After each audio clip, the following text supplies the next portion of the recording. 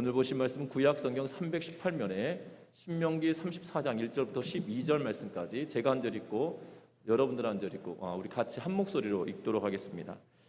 신명기 34장 1절부터 12절 말씀까지 우리 한 목소리로 같이 합독하여 읽도록 하겠습니다. 같이 읽습니다.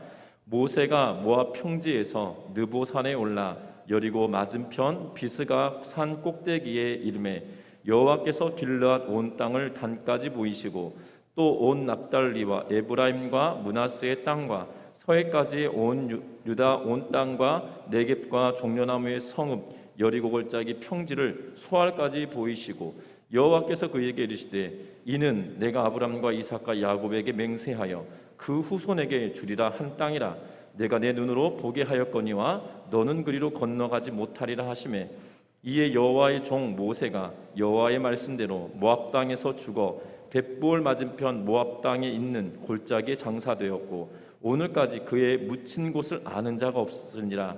모세가 죽을 때 나이 120세였으나 그의 눈이 흐리지 아니하였고 기력이 쇠하지 아니하였더라. 이스라엘 자손이 모압 평지에서 모세를 위하여 애곡하는 기간이 끝나도록 모세를 위하여 30일을 애곡하니라.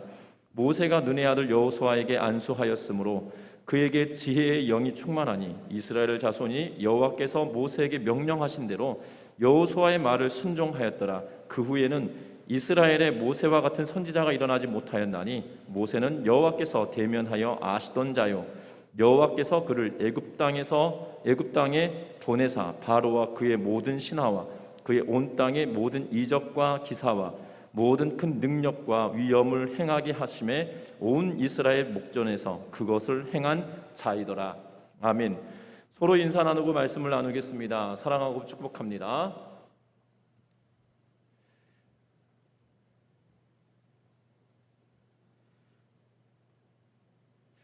(2018년도 11월에) 인도의 노스 센티널 섬 원주민을 전도하려고 하였던 미국의 20대 청년인 존 앨런 차우라는 청년이 이 살해당하는 사건이 발생하였습니다. 이로 인하여서 수많은 이 비판과 애도로 나누어지는 그러한 논란 속에 휩싸일 때가 있었습니다. 그는 센티널로 보낸 선교단체 올레이션스의 입장과 그의 일기가 공개되었는데요. 11월에 발생하였던 해당 사건은 미지의 섬, 금지된 섬이라고 불려지는 센티넬 섬에서 발생한 사건으로 전 세계적으로 주목받게 되었습니다. 왜 미지의 섬 그리고 금지된 섬이냐고 불리냐면 이들은 이 지금까지 신석기 시대의 문화대로 살아내고 있는 이 지구상에 남아있는 유일한 종족이기 때문에 그들을 보호해야 한다는 이유로 미지의 섬 그리고 금지된 섬이다라고 불려지고 그래서 센티널 섬의 원주민들을 그대로 두고 있는 그런 모습을 보게 됩니다. 특별히 이 차우가 이 죽음으로 인하여서 이 순교를 하였다, 순교한 것이 아니다라고 의견이 분분할 뿐만 아니라 복음을 전하여야 된다, 그렇게 하지 않았어야 된다라고 하며 의견이 분분한 모습을 보게 됩니다. 이에 따라 올레이션스의 국제경영 책임자인 메로 호는 차우에게 훈련과 지원을 제공했다라고 밝혔고 차우는 수년간 센티넬에서 살기로 계획했으며 그들의 언어를 배우기를 희망했었다라고 전하고 있는 것을 보게 됩니다. 그리고 이 차우는 지난 8년 동안 노스 센티넬 섬 원주민 선교 사역을 철저히 준비했고 면역력이 약한 원주민들을 위해서 13가지 예방주사를 맞았을 뿐만 아니라 스스로를 격리시키기도 했었다라고 전하고 있는 것을 보게 됩니다. 이러한 상황에 워싱턴 포스트는 가족이 제공한 차우의 일기를 공개하였는데요. 일기에 따르면 2018년도 10월 16일 안다만스에 도착 11월 14일 밤 센티널 섬에 가기 위해 어부들에게 돈을 지불했다. 가는 길에 순찰을 피한 그는 해가 진 후 부족 근처로 다가갔다. 그러나 그는 활과 화살로 무장한 남자 부족과 마주쳤고 후퇴하며 이렇게 외쳤다. 나는 존이에요. 저는 여러분을 사랑합니다. 그리고 예수님은 여러분을 사랑하십니다. 라고 일기에 기록되었다고 합니다. 이튿날 그는 카약을 이용하여서 다른 섬을 방문했는데 물고기와 가위, 끈, 안전핀 등 부족들에게 줄 선물을 준비했다고 합니다. 그런 차우를 한 남성이 불렀고 그는 하얀색 꽃으로 만든 왕관 같은 것을 쓰고 있었으며 차우는 그들에게 경배와 찬양으로 응답했고 잠시 침묵이 흐르더니 화살이 날라왔고 그 화살은 그가 가지고 있던 성경책에 박혔으며 차우는 또 도망치게 되었다라고 그가 기록하고 있는 것을 보게 됩니다. 셋째 날의 기록은 그가 죽임당할 것을 확신했고 마지막으로 그는 해안가 어선에 앉아 글씨를 휘갈겨 썼는데 그 내용이 이러합니다. 전 두렵습니다. 이곳에서 노을을 바라보니 너무나 아름답습니다. 지금 보고 있는 이 태양이 마지막이 아닐까 싶은 생각이 들어 눈물이 납니다. 당신들은 내가 미쳤다고 생각하시겠지요? 하나님, 전 죽고 싶지 않답니다. 하지만 저 섬에 가서 주님을 알리는 것이 의미 있다고 생각합니다. 이렇게 아름다운 곳에 어떻게 그토록 많은 죽음이 있었을까요? 이 일기가 마지막이 아니길 바랍니다. 만약 마지막이라면 그건 주님의 영광된 일이겠죠. 주님 어떤 일이 일어나도 그건 주님이 베푼 은혜입니다. 누군가 섬에서 나를 죽이려 한다 해도 그들을 용서하소서. 설령 그들이 나를 죽이더라도 말입니다. 라고 하며 이 차우가 남긴 마지막 글을 소개하고 있는 것을 보게 되어집니다. 이 차우를 통하여서 마지막 이 신석기 시대를 살아가고 있는 종족에게 복음을 전해야 된다는 그러한 이유 때문에 복음을 전하는 것이 그들을 보호하는 것이 아니다라는 이야기와 또한 그가 선교사다, 선교사가 아니다, 복음을 전해야 된다, 전하지 아니해야 된다라는 의견이 분분했으나 그럼에도 불구하고 이 젊은 청년의 20대의 청년의 죽음이 안타까운 것은 사실이라는 겁니다. 이의 죽음을 통하여서 다시 한번 회자되었던 일이 무엇이냐면 짐 엘리엇이라고 에콰도르 카우프족을 선교하기 위하여 떠났던 이 짐 엘리엇에 대한 이야기가 다시 한번 회자되었던 것을 보게 됩니다. 그의 죽음은 존 앨런 차우의 죽음과 비슷합니다. 마치 기시감을 느끼는 듯한 그러한 생각을 들게 할 만큼 안타까운 그러한 상황입니다. 그 짐 엘리엇 또한 항공 선교사로서 이 카우프족을 선교하기에 떠났지만 그들과 조우하였던 몇 번의 조우 끝에 죽음을 맞이하게 됨으로 인하여 그의 죽음이 헛된 죽음이다라고 수많은 사람들이 비난하였지만 결국 그의 죽음으로 인하여 카우프족이 복음을 받아들이게 되었고 또한 다른 수많은 사람들이 카우프족을 위하여서 또한 선교함으로 인하여 결국 이 영화 창끝이라고 불려지는 영화가 만들어질 만큼 그의 일대기는 결국 남은 자들에게 큰 힘이 되었음을 성경은 이야기하고 있는 것을 보게 됩니다. 우리나라 땅에도 대한민국 이미 조선 땅에도 이러한 일이 있었습니다. 조선에 선교하기 위하여 대동강변에 이 토마스 선교사가 성경책을 던지며 상륙했지만 결국 그는 그 대동강변에서 그 누구에게도 전도해보지 못하고 목배임을 당한 참수당한 사건이 있었습니다. 그를 보냈던 국가도 토마스 선교사에 대하여 안타까움을 이야기하였지만 그럼에도 불구하고 그가 흘린 피로 인하여 결국 열매를 맺은 것이 우리 대한민국의 조국 교회일 것입니다. 분명한 것은 죽음이라고 하는 것이 어떻게 보면 안타까운 일이기도 하고 어떨 때는 참으로 슬픈 일이기도 합니다. 그러나 그 어떠한 죽음에도 다 의미가 있다는 것이고 하나님의 계획하신 바가 있다라는 사실이죠. 오늘 성경에 드디어 신명기가 마지막 장 34장을 보면서 모세의 죽음에 대하여서 오늘 이야기하고 있는 것을 보게 됩니다. 여러 가지 다양한 죽음이 있지만 모세의 죽음이 결국 이 이스라엘 백성들에게 큰 어려움일 수도 있으나 그들에게 또 다른 새로운 시작임을 우리들에게 알려주고 있는 그러한 대목인데 분명한 것은 저와 여러분들이 이 모세의 죽음을 통하여서 우리는 미래에 무엇을 준비할 것인지 또한 우리는 무엇을 준비하며 살아내야 할 것인지에 대하여 살펴볼 수 있는 복된 밤이 되시기를 주의 이름으로 부탁합니다. 오늘 성경 1절부터 4절 말씀까지를 다시 한번 읽어보겠습니다. 1절부터 4절 말씀까지입니다. 같이 읽습니다.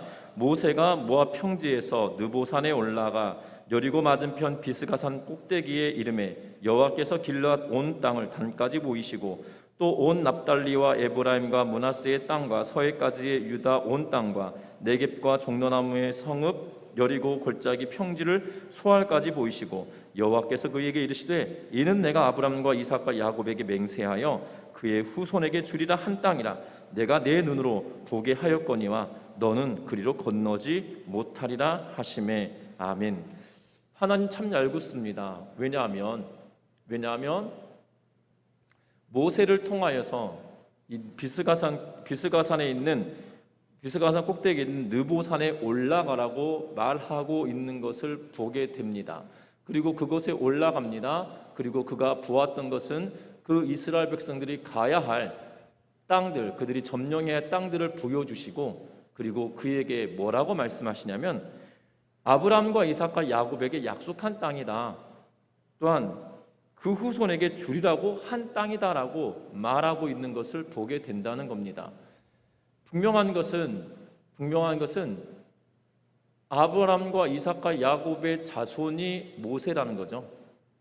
아브람과 이삭과 야곱의 후손 중에 하나도 모세라는 겁니다.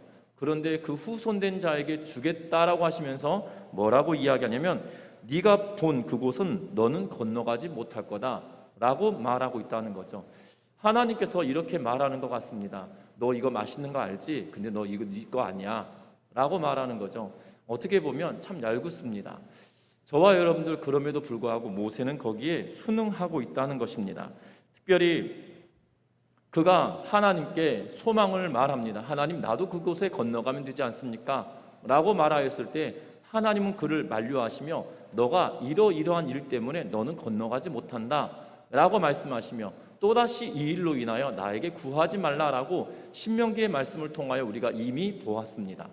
그런데 이 모세는 그 말씀에 순응하고 순복하고 있는 것을 보게 됩니다.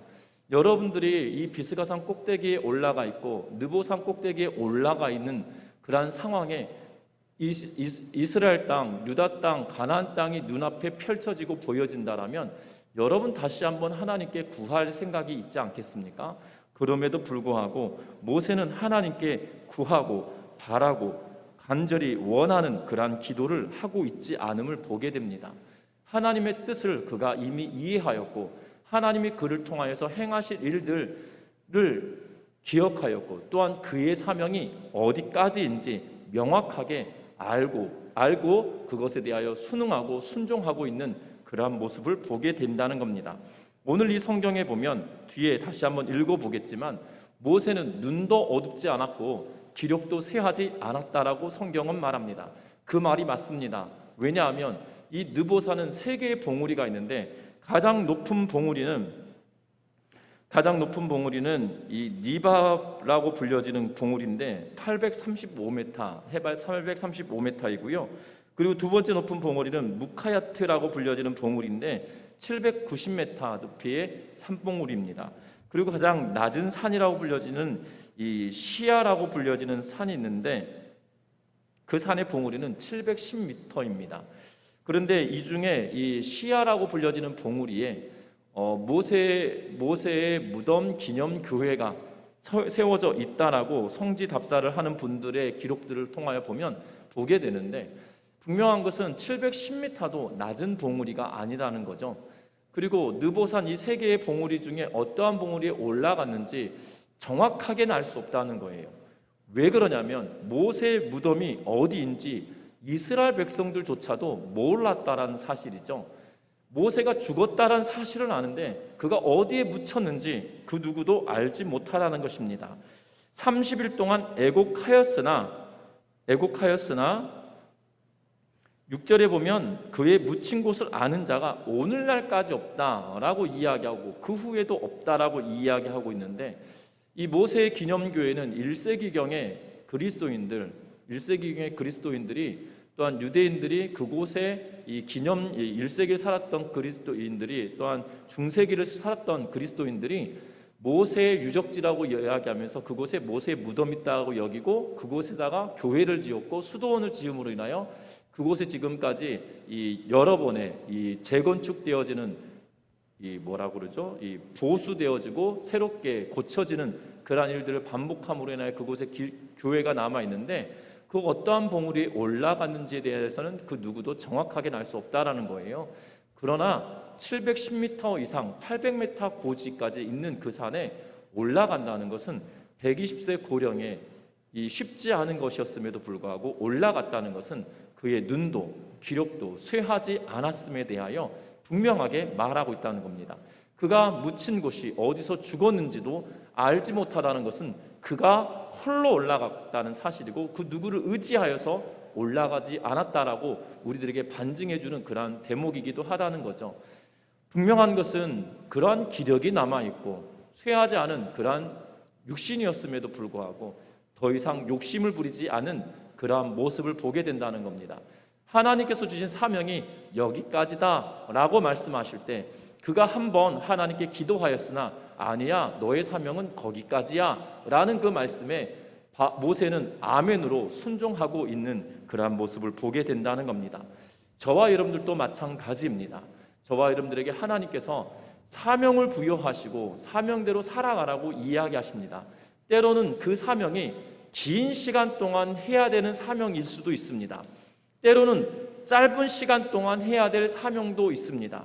그런데 우리는 사명 그러면 내가 내 일생 동안 해야 될 사명이다라고 생각하는 것들이 있는데 그렇지 않다는 거예요. 하나님은 우리들에게 이 선지자들에게도 마찬가지였습니다. 평생을 통하여 선지자의 역할을 했던 사람도 있고 단기간 동안 선지자의 역할을 했던 사람도 있고 때로는 짧은 시간 동안 하나님의 일을 도맡아 행할 수 있는 환경을 주었던 일들도 있었다라는 거죠. 그런데 우리는 오해합니다. 하나님께서 주신 사명이 짧은 기간 동안 하라고 하신 사명임에도 불구하고 나는 그것이 내 평생 해야 될 거다라고 스스로 여기며 그것을 놓지 못하는 일들을 보게 된다는 것입니다. 그래서 교회 공동체 안에 이러한 일들로 인하여 어려움을 당하게 되는 그러한 모습도 보게 됩니다. 과거에 사역했던 교회들 가운데 이러한 일이 있었습니다. 어떠한 일이었냐면 전도회 회장이 교체가 되었습니다. 전도회 회장이 교체가 되었는데 그 교체된 회장이 이전에 이 회장이 끊임없이 그 회의를 그 전도회를 계속적으로 좌지우지하려고 하는 그러한 일들이 벌어짐으로 인하여 분쟁이 그 전도회 안에 있었던 것을 기억하는데요.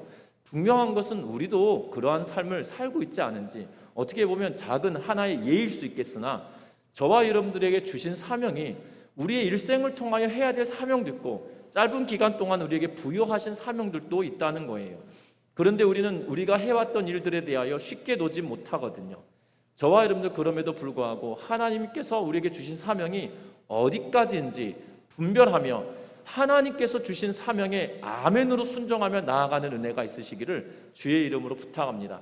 기력이 쇠하지 않았던 모세조차도 하나님이 넌 여기까지야 라고 할 때 아멘하며 순종하고 있는 그러한 모습이 우리들에게도 남아있고 또한 우리들에게도 드러나시기를 주의 이름으로 부탁합니다. 하나님은 끝까지 그의 소원을 들어주지 않으셨습니다.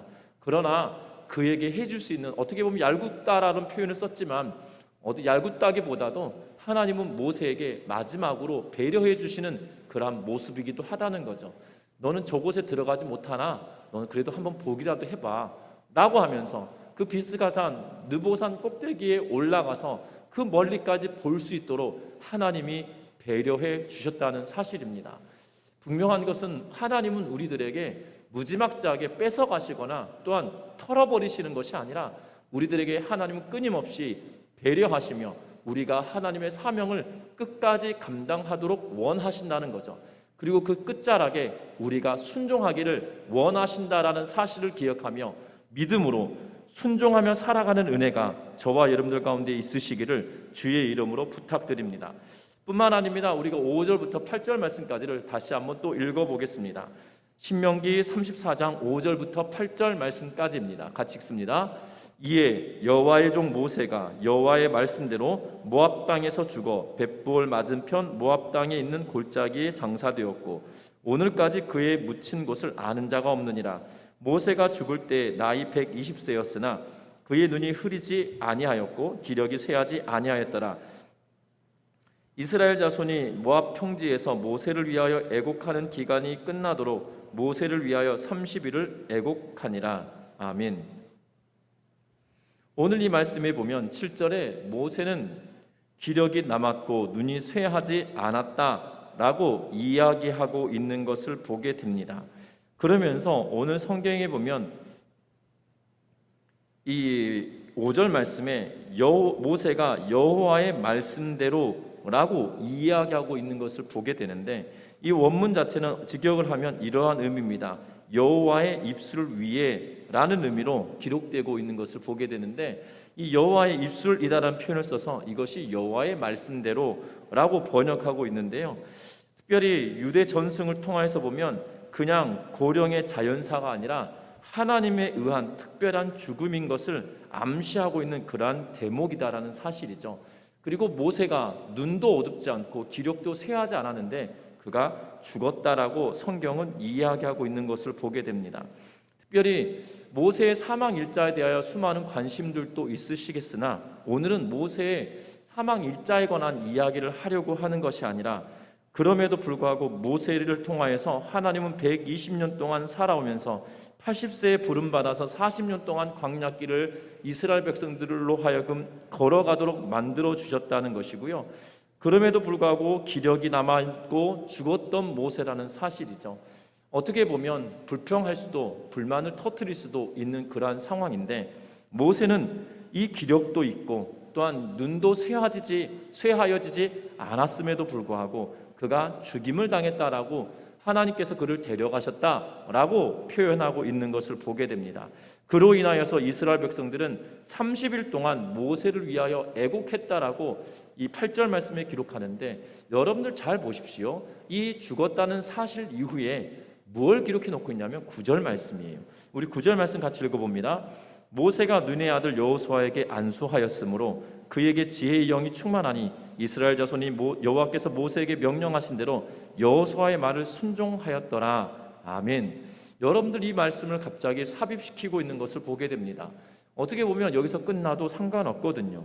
어차피 신명기 34장은 모세의 죽음으로 끝나야 되기 때문에 기력이 쇠하고 눈이 어두워지지 않았음에도 불구하고 하나님께서 그를 데려가셨다라는 8절 말씀으로 끝이 나도 문제가 되지 않는다는 거예요. 그런데 여기에 이 저자가 이 글을 덧붙이면서 모세가 이 글을 썼는데요. 특별히 이 뒷부분은 다른 편집자들에 의하여서 더 첨부됐을 거다라고 많은 학자들이 이야기하나, 저희 교단에서는 무엇이다라고 이야기하냐면 이 글조차도 모세가 하나님께서 그에게 담아주셔서 그가 예견하여 쓴 것이다 라고 말하고 있는데요. 분명한 것은 어떠한 모양이든지 간에 이 글을 쓰고 있는 모세는 어떠한 의도로 여기다 그 글을 남겼냐는 거죠. 이렇게 모세의 죽음으로 그냥 끝나도 되는 이 구절을 뒤에 여호수아 사건을 다시 한번 여호수아를 세웠던 사건을 기록해 놓고 있다는 것을 보게 됩니다. 여러분들 기력이 쇠하지 않고 또한 눈이 어둡지 않은 건장한 120세의 어른이다라는 거죠. 그러면 우리는 정말 이 권력을 놓지 않고 싶어하는 욕심이 있는 것을 보게 되어집니다. 그 권력의 욕심을 놓고 싶은 생각이 없어질 나이거든요. 저와 여러분들 우리 한국사를 통하여서 보면 대한민국 역사에 안타까운 사건들이 뭐냐면 이 권력욕에 대하여서 결국 그것을 포기하지 못함으로 장기 집권하려고 하였던 이 대통령들의 말로가 그다지 좋지 않았던 그러한 모습을 보게 되어진다는 것입니다. 분명한 것은 모세도 건강하고 눈이 어둡지 않았다는 사실이고, 모세가 지금까지 이스라엘 백성들을 이끌어오면서 즉 이 속된 말로 모세가 이 정신이 흐려져서 이상한 말을 하거나 정신이 흐려져서 그가 이상한 태도로 이스라엘 백성들을 대하지 않았다는 사실이죠. 이 산에 비스가산으로 올라가고 느보산에 올라갈 때까지 그는 건장하였고, 또한 이스라엘 백성들에게 새로운 세대들에게 하나님의 말씀을 가르치기 위하여 글을 쓸 만큼 건장하였던 사람이다라는 거예요. 그랬던 그가 권력욕을 포기한다는 거 쉽지 않은 일이었을 겁니다. 그런데 그가 이 여호수아에게 안수하였던 사건을 부각시키며 그가 끝까지 순종하였음을 우리에게 다시 한번 보여주고 있는 그러한 말씀이기도 하다는 사실입니다. 여러분도 쉽지 않습니다. 이 교회 공동체 안에서도 이러한 일들이 많습니다. 특별히 원로 목사님으로 추대되어지고 또 다른 리더십이 세워지고 난 이후에 교회가 어려움을 당하는 일들을 보게 되는데, 그 어려움을 당하는 일들 가운데 어떠한 일들이 있냐면, 원로 목사님이 이 평생 동안 사역해왔던 그 교회에 대한 욕심을 내려놓지 못함으로 생겨난 일들도 있다는 거죠. 그것이 주된 원인이기도 하고, 때로는 그것이 부수적인 원인이기도 하고, 때로는 부수적인 원인이 아니라 그런 의도를 가지고 있지 않음에도 불구하고 또한 그 다음에 리더십으로 인하여서 오해가 생겨서 또한 그런 일들이 벌어지기도 하는 그런 모습을 보게 됩니다. 우리가 가깝게 알고 있는 교회들도 여러분들 그러한 일들을 잘 들어본 적도 있으실 것입니다. 분명한 것은 사람이 이 권력욕이라고 하는 것이 그만큼 무서운 일임에도 불구하고 모세는 그냥 툭 털고 있다는 거죠. 그리고 그가 여호수아를 세웠던 사건을 기억하며 다시 한번 새겨두며, 여호수아가 다음 사람이야, 여호수아에게 순종하고 여호수아와 함께 건너가야 돼 라고 하며, 지금 이 신명기를 읽고 있는 이스라엘 백성들에게 나를 기억하지 말라라고 하며 말하고 있는 것을 보게 되어집니다. 이러한 일들로 인하여 한국교회 안에 이 원로라고 불려지는 한 목사님은 마지막 고별 설교를 하시면서 나를 철저하게 잊어버리십시오 라는 문구가 우리 많은 성도들에게 회자되었던 것을 기억합니다. 분명한 것은 오늘 이 말씀을 통해서 보면 이스라엘 백성들에게 모세가 나를 기억하지 마, 이제 너희와 함께할 지도자는 여호수아야 라고 하며 그를 세워주고 있는 모습을 보게 된다는 거죠. 이 신명기를 접하면서 수많은 역사들, 놀라운 기적들, 놀라운 체험들을 하였던 그들에게 모세는 향수처럼 그들에게 다가올 수 있겠으나, 그럼에도 불구하고 모세는 마지막에 그의 죽음조차도 보여주지 않고, 심지어 그가 어디에 묻혔는지조차도 6절에는 말하지 않습니다. 심지어 이스라엘 백성들이 그를 기억할까, 그를 우상시할까, 하나님은 염려하셨을 수도 있겠고 모세도 염려하실 수 있겠지만, 분명한 것은 이스라엘 백성들이 철저하게 그를 잊어버리도록 그가 만들어가고 있다는 것이고, 그리고 여호수아를 세워주고 있는 그러한 모습을 보게 된다는 겁니다. 저와 여러분들에게 마찬가지로 동일한 은혜가 있으시기를 주의 이름으로 부탁합니다. 나보다 남을 낮게 여기다라고 하는 바울이 빌립보 교회 성도들에게 주었던 말씀처럼, 결국 우리가 좋은 리더십을 가지고 있는 자였다 할지라도 우리의 사명이 거기까지다라면 우리의 욕심을 툭 털어놓고 다음 세대들에게 하나님께서 주신 그 리더십을 넘길 수 있는 그러한 기쁨이 있으시기를 주의 이름으로 부탁합니다. 모세는 결국 스스로가 잊혀지기를 원하였고 잊혀지기를 바란 것처럼 보여집니다.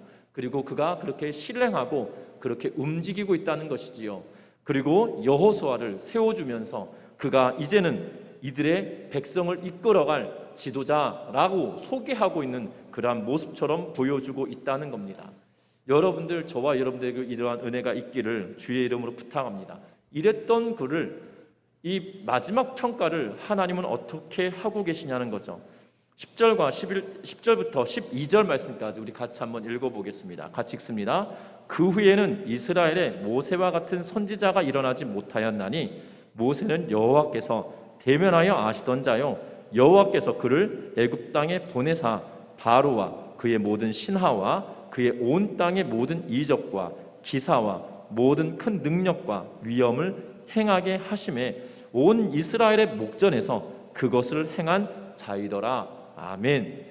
결국 하나님은 이 글을 마치며 모세는 위대한 사람이었다라고, 여호수아는 지금 너희들의 지도자이나 그는 위대한 사람이었다라고 다시 한번 재평가해 주고 있는 그러한 모습을 보게 됩니다.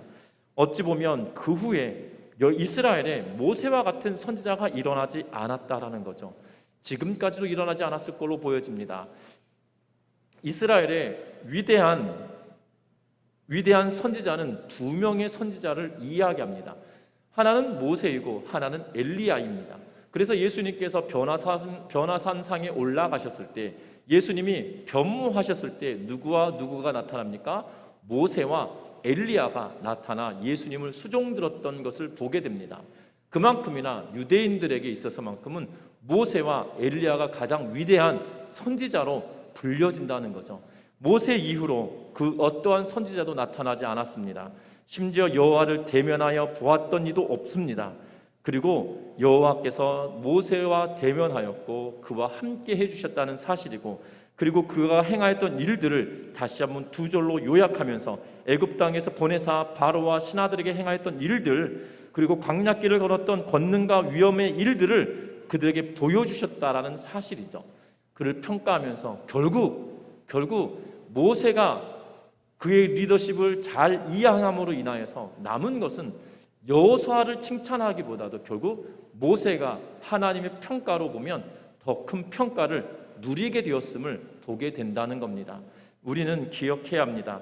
하나님이 우리를 인정해 주시는 것, 그것만으로 족할 수 있는 은혜가 있으시기를 주의 이름으로 부탁드립니다. 오늘 이 말씀을 준비하면서 제가 최근에 보고 있는 드라마 중에 슬기로운 의사생활이라고 하는 드라마가 있는데요. 그 중에 이러한 대목이 있었습니다. 한 교통사고 환자가 응급실로 들어왔습니다. 응급실로 들어왔는데 응급의학과 교수가 정말 애를 쓰고 수고하여서 그 환자의 응급처치를 너무나도 애써서 한 것입니다. 때마침 그 병원에 가장 수술을 잘한다고 하는 이 흉부외과 간담체외과의 교수가 같이 있어서 협진하여서 수술을 한꺼번에 할 수 있는 기회가 있었다라는 거죠. 그리고 그 교통사고 환자는 죽을 고비를 넘겼지만 살아나게 되었고 회복하게 되었습니다. 그러면서 이 보호자와 그 환자가 이 회진하고 있는 레지던트 선생님에게 감사를 표합니다. 때마침 이 응급실에서 응급처치를 같이 하였던 이 레지던트 선생님도 같이 올라와서 보게 되어지는데요. 그런데 이런 표현을 합니다.